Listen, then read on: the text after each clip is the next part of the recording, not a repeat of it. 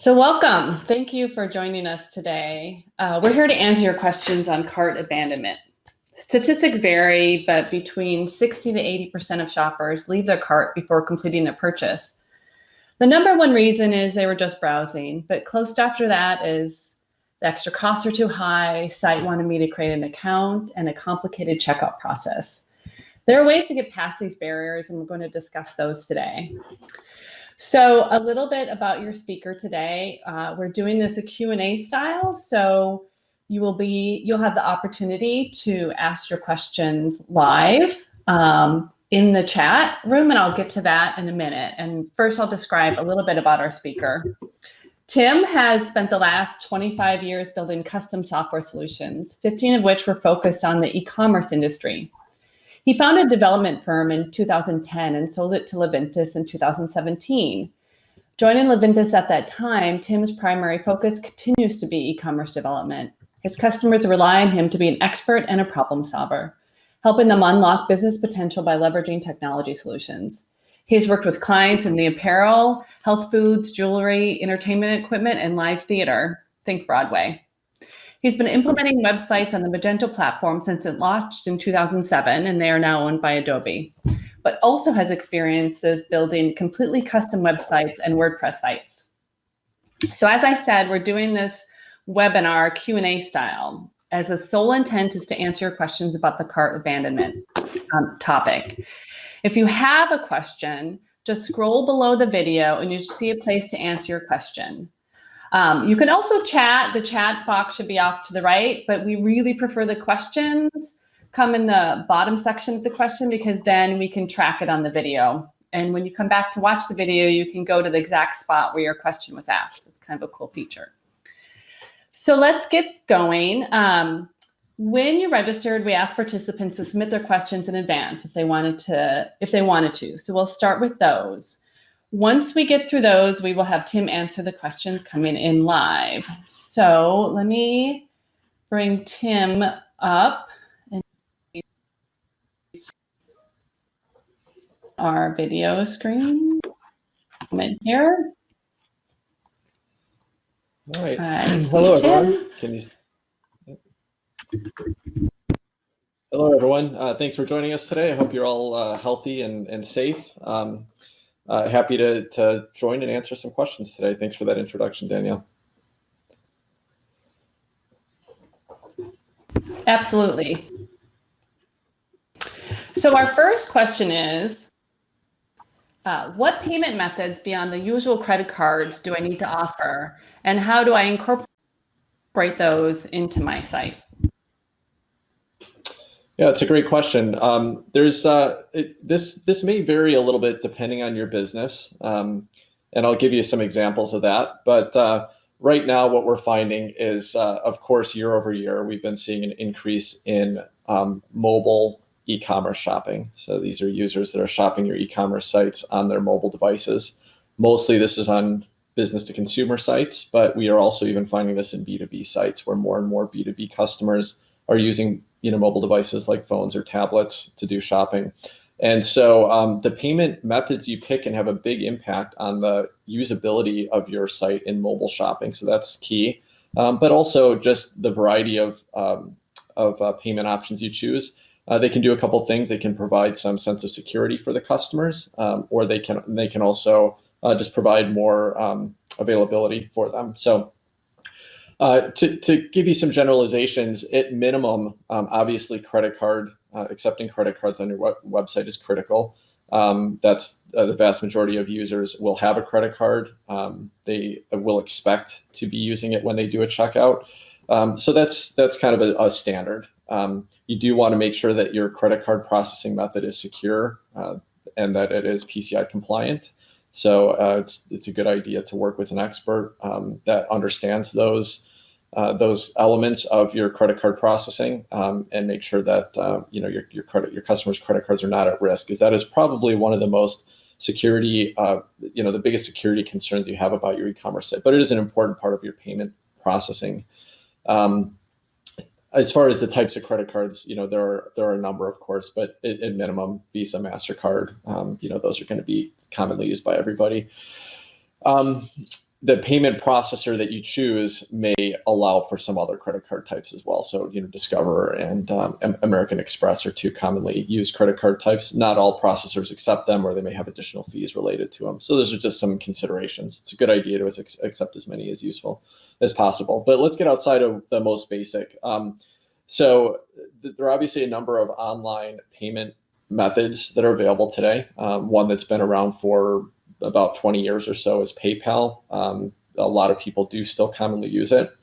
One of the nice things about adding PayPal to your checkout process is that it allows the user to check out potentially without having to enter any credit card data. And again, when you're talking about mobile shoppers, as much as possible, you want to prevent them from having to pull their credit card out of their wallet and plug in more numbers on their mobile device. The less typing they're doing, the more likely they are to complete the process and actually do a conversion and buy your products. So PayPal makes that nice, because if you have a good PayPal implementation, the users can just click a Pay with PayPal button. It will prompt them to use their PayPal account. In many cases, they may already have it.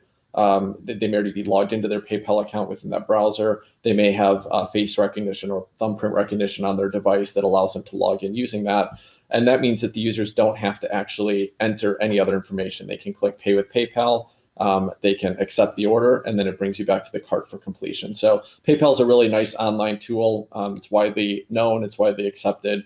And that's at minimum usually a good alternative to credit cards. But there are some more modern methods that are exceptional as well, and those are continuing to change. New disruptors in the payment processing industry are coming around all the time. But I'll speak to a couple more here that I think are really valuable to consider, at least on your site.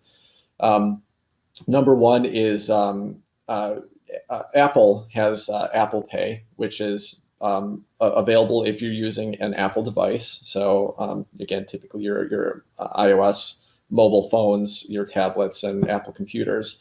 A huge amount of mobile customers in the United States are using Apple devices, and Apple Pay makes the payment process even simpler and smoother, even more than PayPal. If a customer has Apple Pay set up on their phone and they've already plugged in a credit card or a payment, basically a payment method within Apple Pay, then to check out on your site, if they choose Apple Pay, usually all they're going to have to do is put their thumbprint on the thumbprint reader, or use facial recognition, depending on the device they're using, or at minimum do whatever acceptance method that Apple Pay requires on their device. But it makes it extremely easy for them to pay and check out. It will usually charge against whatever credit card they have on file. But again, it's just simplifying that checkout process. It's stopping the customer from having to stop, rethink their purchase, put any extra effort that they need to. And I'll get to a couple more, but again, going back to why you want to do this, your customers could be shopping anywhere. They could be in a store, realize the store doesn't have what they need, and they say, I really want to get that shipped to my house soon. So let me go online and see what I can find. They're sitting there in a store holding their device. If you can let them check out by just a few clicks instead of having to pull out a credit card and enter information in a public location, it's not only safer for the customer, but it's much more convenient. They could be on a subway train. They could be, at their desk in an office, and they don't want to be spending that much time with the checkout process. So make it as easy as possible. A couple more methods to think about quickly so we can get on to some other questions. Amazon Pay is another great tool. So Amazon, most customers are very comfortable shopping with Amazon. Very many consumers are going to have payment methods saved within Amazon at this point, and they feel comfortable with Amazon checkout. So if you can offer Amazon Pay as one of your payment options, what that means is that the customers know that they are not processing their credit card through your site at all. The payment is going 100% through Amazon, which they already trust. They already do their much of their shopping with Amazon, and they have their credit card saved there. So by using Amazon Pay, it works a lot like Apple Pay, or probably more like PayPal, in that they can click a button to go to Amazon Pay. It brings the user to a window that shows them their credit card stored on file and their shipping address stored on file for Amazon, make adjustments if needed to, but that's all within the Amazon window. And then they accept it. It brings them back to your site and they can complete the checkout. So again, it simplifies. Another one of the things that I didn't mention about PayPal, Apple Pay, Amazon Pay, is that it does add that extra level of security for your customers as well as for you, because again, it's not requiring them to route their credit card information through your site in any way. And if your site is secure, if it's set up properly, it is safe for you, but it doesn't mean the consumers know that. They read plenty of news about credit card breaches from both online and in-store retailers, and they really don't know what to expect from your e-commerce store. So if they have more security in their payment processing and have a great deal of trust that their credit card information or personal information isn't going to end up in some bad actors' hands and potentially lead them into dealing with fraud or unexpected charges, that's going to make them feel more safe shopping with you and not redirect them to go to a site like Amazon as an alternative to checkout. Those cover some of the I think the most important payment methods at this point. There's always it's going to depend on your store. For example, we work with a health food retailer who sells vitamins and supplements. They did want to implement Apple Pay, but after implementation found out that some of their products don't meet Amazon's terms and conditions for their sellers because they happen to be products that aren't approved by the FDA and are limited and basically restricted in some of the ways that they can be sold. So Amazon didn't allow the payment processing for those types of products to be offered through their site. This retailer ultimately decided that they prefer to continue to sell their products on their website rather than use Amazon Pay. So in that case, Amazon Pay wasn't a good fit for them, but they can still use things like Apple Pay and PayPal. So there's some reasons you wouldn't do that. And one other really kind of edge case example, this isn't going to happen very often, but it may be right for your customers, is we have one customer whose demographic skews much older. Their main target is baby boomer consumers, and many of these consumers either have not gotten in the habit of paying by credit card, don't feel comfortable paying by credit card or any more modern payment methods. And so they were getting a lot of requests for, how can I pay by check? And I know nobody is really using checks anymore, but there is still a demographic that does. And so in this case, the retailer did set up payment by check on their site. They had to change their process a little bit to allow for those types of payments, that basically the customer could complete their checkout. It showed them on their payment, on their order confirmation, an invoice, who to send the check to. And they just wouldn't mark that order as, they would not process the order until the check payment was received. And after received, they would process. So that's a very unique edge case. It's not something I would recommend for almost any store, but it's worth thinking about who your demographic is, who your customer is, and what's going to benefit them and help them get through checkout, as long as it's in a way that you can still keep their information safe and provide the service you need to. Great. Yes, thank you for that. I think it's super helpful to remember payment methods beyond the usual suspects of Visa, MasterCard, American Express, that there's other ways people want to transact with you. We do have another question that came up. Why wouldn't I force my customer to create an account? If I don't have their info, I can't track the purchases and encourage them to shop again. Yeah, that's a great question. And it may be kind of contrary, because you probably are seeing some information that says that consumers will leave your shopping experience if you require them to provide customer information. And that's the main reason why you won't do it. Again, anything that can simplify your checkout process and make it as quick and easy, as well as safe for them to get through the process, the more likely you are to convert that into a sale. So, bottom line, that's the reason you wouldn't do that. There's a number of ways you can still try to reinforce that the customer provides you with their demographic information or their additional details, creates an account so that you can understand your customers better, and so that you can provide loyalty and better information for your customers. But you don't want to make that a requirement of your checkout. Again, in almost any situation, there are unique situations where maybe it is important to have the customer log in, membership type of situations, or business to business type of situations, or situations where you're letting your customers shop on terms, things like that.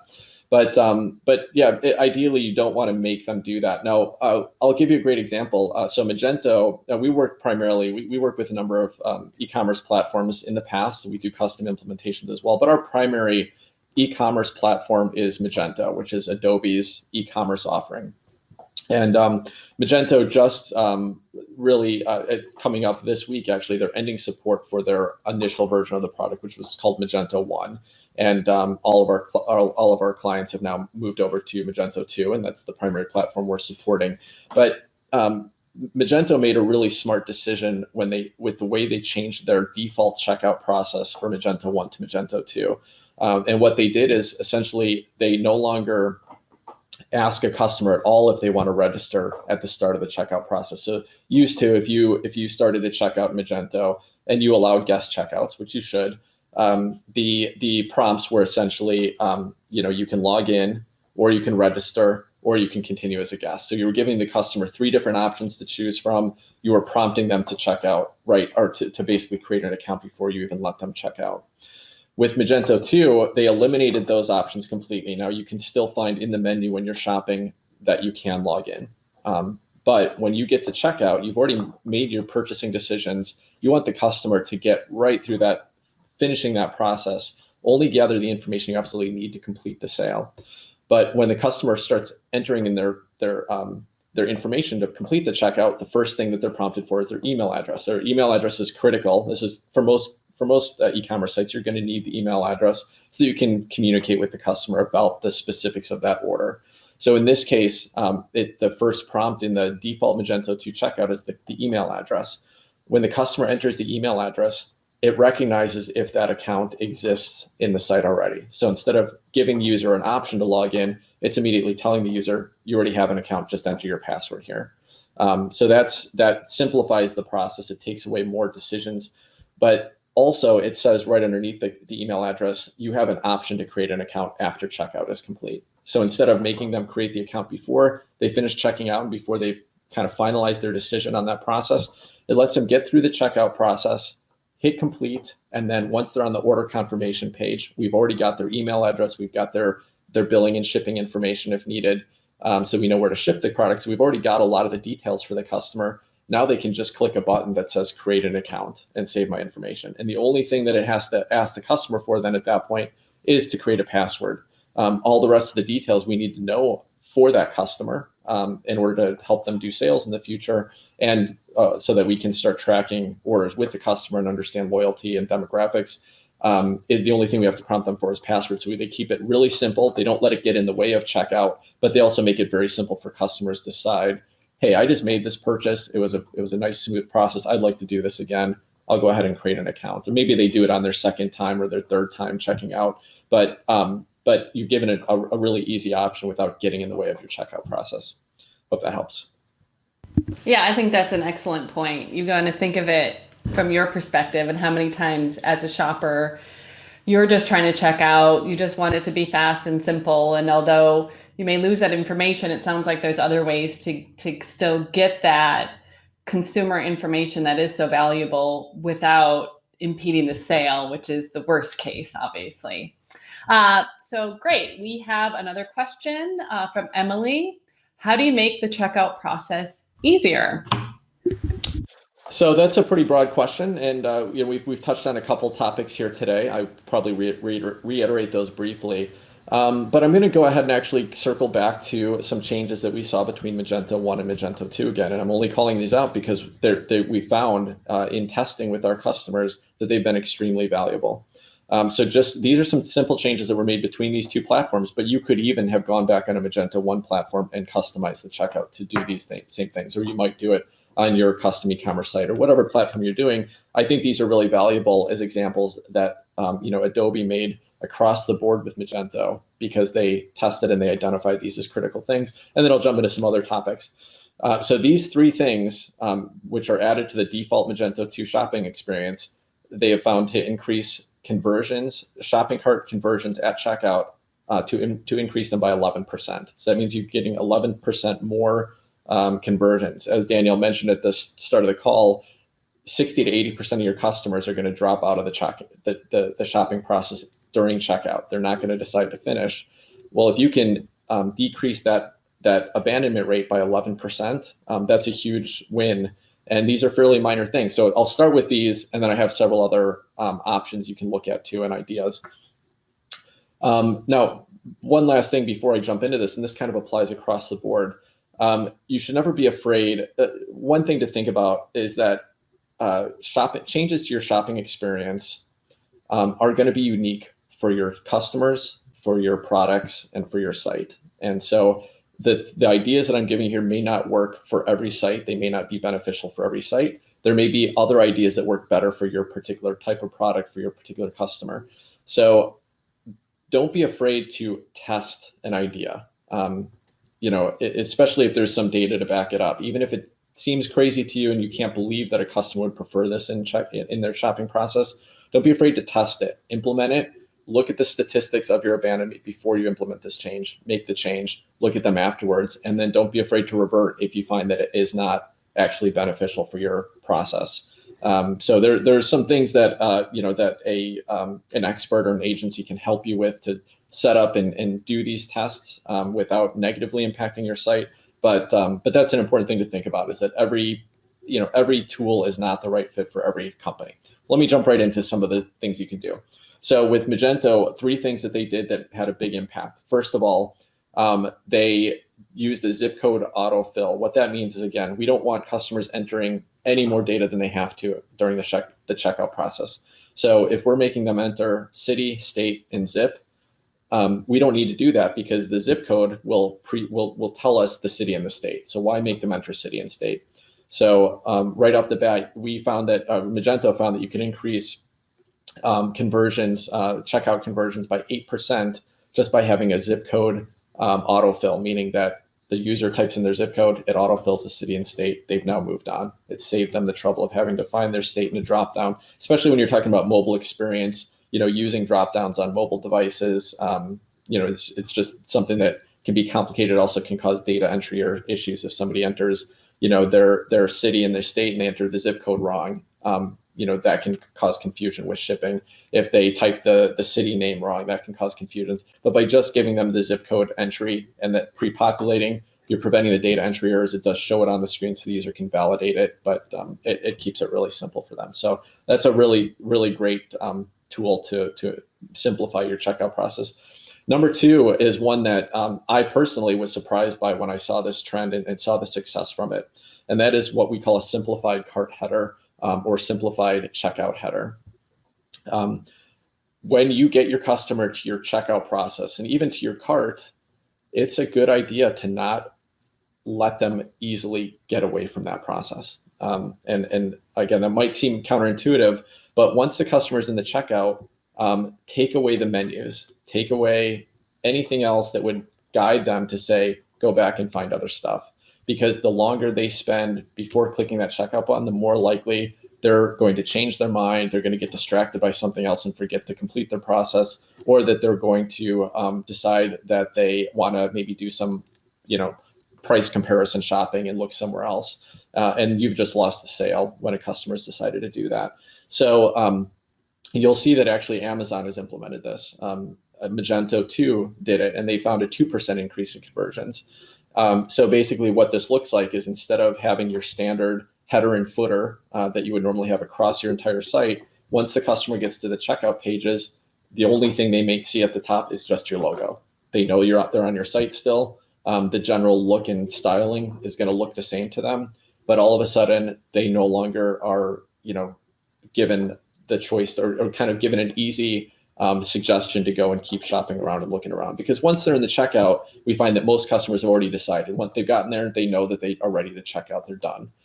So don't try to remind them to go back and do other stuff or get distracted. Let them just give them the information they need to check out and press complete. So that is a trend that is, again, was surprising to me when it first came out. And it's not the only one. Sometimes these things, when we go to test them, we say, let's give it a shot and see how consumers react to it. And that's one where consumers actually reacted quite positively to it with their shopping behavior. But intuitively, if you're looking at your site, you think you want to give the customer as much information as possible. That's a case where it's a good idea to limit what they can do.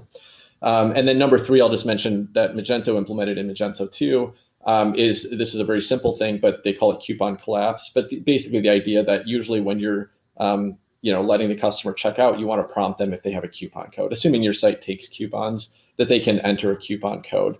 By default in Magento 1 and on many systems and sites, the coupon code is visible. It's there. It's a field that people have to tab past or think about.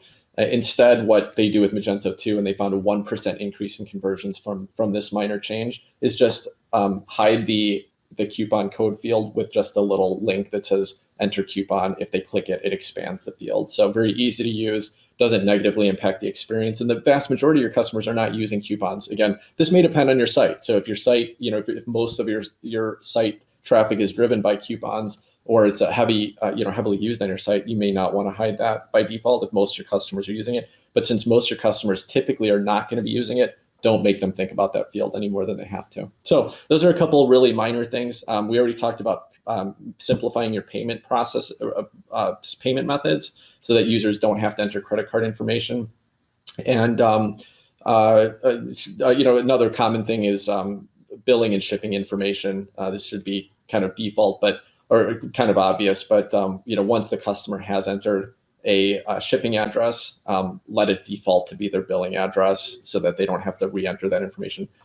Nobody should ever be double entering their address if it's the same. They obviously have to have an option to enter a different billing address if there is one. But again, if you've given them one of those easy payment methods that don't even require them to keep the billing address in your site, it's saved, external to the site, that's even better.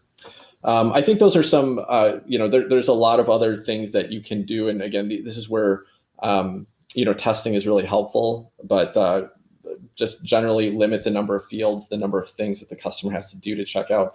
One more thing that I think is pretty important today. Obviously, I mentioned mobile e-commerce. It's even greater today than it was 3 months ago. We were already seeing a year-over-year increase in mobile e-commerce usage. We'll probably talk about this a little bit more, but just in the since last year, we've seen a 39% increase in shoppers using mobile versus desktop devices. That's probably heavily driven by the last few months due to COVID. A lot more people are doing e-commerce shopping, and a lot of that on mobile devices, but that is a trend that we're continuing to see. So make sure that your checkout experience is extremely mobile friendly. It's easy to use. The controls work on a mobile platform. The sliding and swiping, all those things are intuitive. And one way to go about that, obviously, is make sure that your site is mobile friendly in general. It should be responsive and be easy to use on a mobile device. Buttons are large enough to click easily. Fields are large enough to put your finger into. But one thing that is very useful for most sites is what we would call a one-page checkout. And that is essentially, don't make the user, finish information on one page, then click next, and then finish information on another page and click next. On a mobile device, it's very easy to have a sliding form so that they can enter all the information they want on one screen, click, complete order, and then that's it. So one-page checkout can also greatly simplify your site. Great. Those are a lot of interesting tips. And the clean menu piece of it, of making the checkout kind of without the menus, is an interesting take on things. But once you say it, it makes a lot of sense. I do have another question up, but before we go to that, I wanted to point out, I see people are using the question field, so they see it. There is another tab where we have a couple polls. It's just asking simple questions about, topics you'd like to see in our next webinar, or things that are on your mind in regards to e-commerce. So if you're interested, go ahead and go to the poll and fill out that information, and it will kind of advise us for our next webinars and the next topic. So you can help kind of design our next webinars if you'd like to be involved in that. So we do have another question. And you kind of alluded to this at the very end of your last answer. So you'll have an opportunity to expound on that here. What should we do to optimize our checkout for a better mobile experience? Thanks. Yeah, I think, I've covered a lot of the topics there, so I'll just reiterate them quickly. But just to reinforce, people are obviously using mobile devices more. And so mobile checkout experience is very important.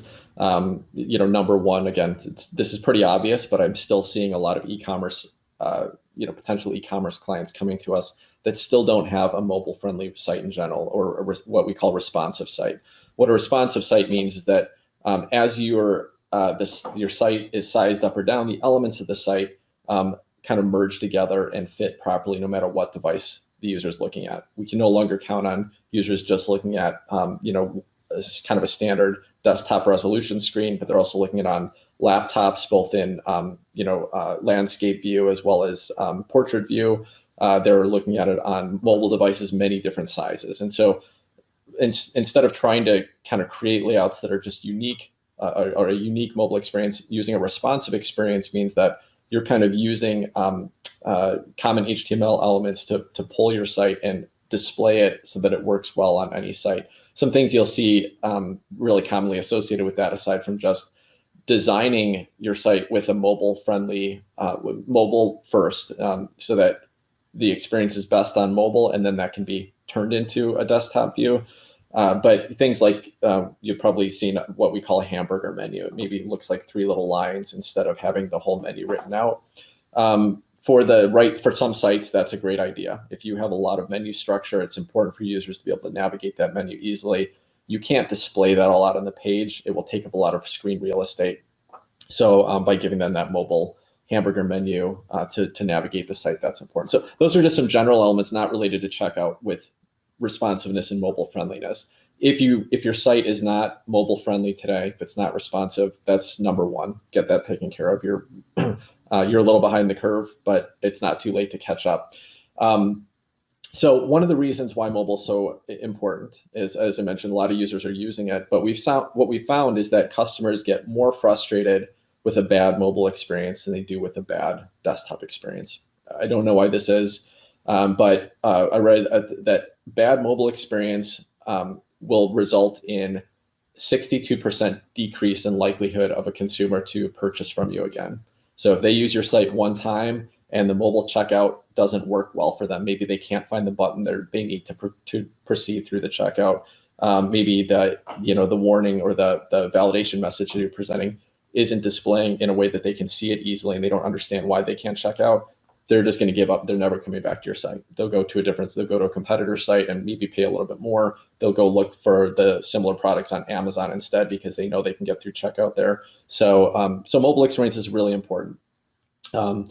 Responsiveness in general, ease of use, as I mentioned, larger buttons, easy payment methods is critical.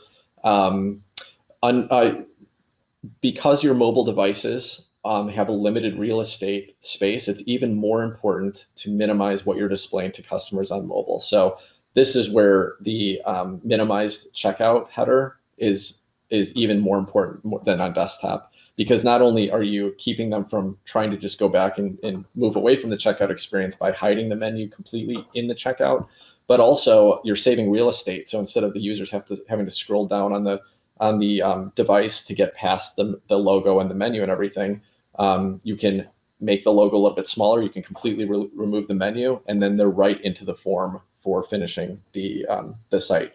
Make sure that if you do have validation messages, like for example, obviously credit card CVV number might be required on your checkout process.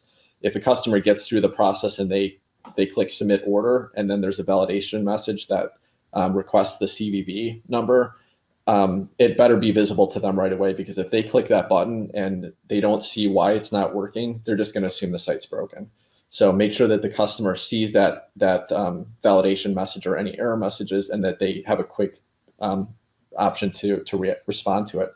And one other thing that is extra important on mobile, but also important on desktop, is it's pretty important to make sure that if a customer does have an error that because of some data they entered, a data validation causes them to prevent finishing checkout, that they don't have to re-enter all their information. So it's very important to make sure that when they click enter and that form checks validation, that it hasn't lost their email address or their billing information, if at all possible, that it hasn't lost their credit card information. So those are some really important things. One last thing I'll mention about credit cards, which I forgot to mention when we were talking about payment processors, but the right implementation with most payment processors will allow you to let the customer store the credit card information as well, but store it in a secure way where it's not, the data is not stored anywhere on your servers, anywhere within your site or your database. it's stored with the payment processor. And essentially what it does is it stores a token so that, there's nothing that can be stolen from your site, but the credit card processor has that credit card on file. They already have that data anyway. And then the customer can actually just use a saved credit card, so they don't have to re-enter credit card information. But that's one more thing, especially in a mobile checkout, that will make it really simple for them to, if they're going to pay with credit card, just pay with a credit card they've used before. I think those are probably, again, we touched on a few of these through other topics, but those are a few key elements for improving the checkout for mobile devices. Great. Well, the questions keep coming in, so we have a couple more for you to answer. What can I do after a customer left items in their cart, but they are no longer on the site? Sure. So there's not a whole lot you can do if the customer has not, they're not a registered customer, or they haven't gotten to the checkout process and entered their information yet. In other words, if you don't have their email address, there's not really too much you can do about that abandonment. If the customer is logged in, if the customer has entered their email information during the checkout process and you have that associated with the abandoned cart, you can send abandoned cart emails. It's a recommended method. Essentially, you can work with a mail carrier that on a schedule, for instance, you can submit all of your abandoned carts. And the most beneficial abandoned cart emails don't just tell the consumer that they had left something in their cart, but it will also tell them what they left and maybe give them some incentive to come back and complete that sale. So some things that we've tested with that have worked really well is, for example, an email that says, "Hey, we see you left the following products in your cart. We'd love to help you finish the sale today. We'll give you a 5% discount on your sale if you click this link below." And then they can complete the sale with a slight discount. It gets it potentially gets the customer to finish the conversion. That's probably the most common way to handle cart abandonment. Great. I may have received an email like that in the past of, you left this in the cart. And that's a really good reminder as a tool you can use to hopefully recapture that sale. So I think we have time for one more question, and I have one sitting here from Emily. How do you give accurate delivery estimates to customers?